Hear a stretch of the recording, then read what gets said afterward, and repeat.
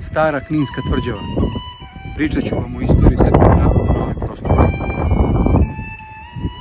Prvo pominjanje Srba u poznatoj historiografiji jeste u Franačkim analima, gde se navodi da je Ljudevit Posavski knez Slovena Donje Panonije, koji se pobunio protiv vlasti Franaka, nakon odlučnog franačkog napada pobegao iz svoje prestonice Siska i našao utočište kod Srba, koji vladaju velikim delom Dalmacije.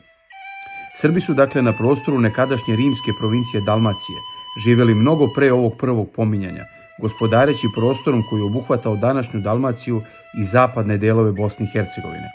Srbi se pominju u napadu Franaka 802. godine na Romeje i kralja Višeslava, a zatim ceo prostor oko Knina, koji je počeo da se gradi u 9. veku kao centralni grad, jača pod kraljevima Mihajlom i Bodinom u 11. veku, dok je nakit iz 12. veka iskopan na brdu Spas u Kninu, identičan onom iskopanom u Podgorici, Čačku i Kruševcu.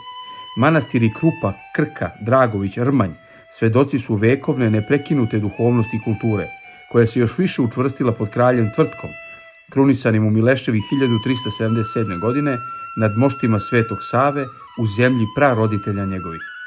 Kasnije velike seobe zbog najezde Osmanlija samo su pojačali i učvrstile srpsko pleme u Kninskoj krajini, koja se krvavo borila na strani hrišćana.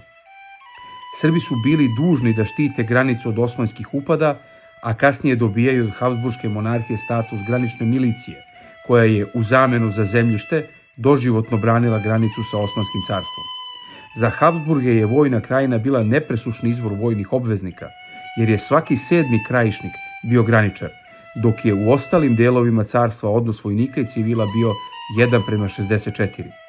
Dakle, prostor krajine i grad Knin oduvek su naseljavali Srbi, koji su početkom 1990. godina, čak i nakon svih zala počinjenih nad srpskim narodom u Prvom svetskom ratu i tokom NDH, činili 88,2% stanovnika, Hrvati 9%, a Jugosloveni 1,2%. Kao odgovor na želju Hrvata za odcepljenjem Jugoslavije, Srbi 1991. godine formiraju Republiku Srpsku krajinu sa sedištem u Kninu na području nekadašnje vojne krajine, sa željom da ostanu u zajedničkoj državi.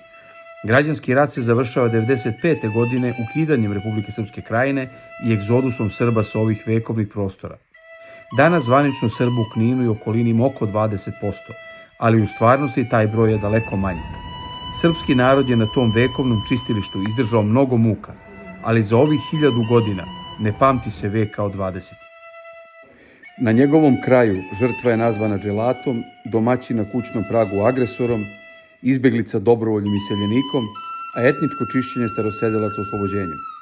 Vreme će doneti istinu, a pravdu samo Bog. Na zemlji gde živih više nema, ostali su mrtvi da govore.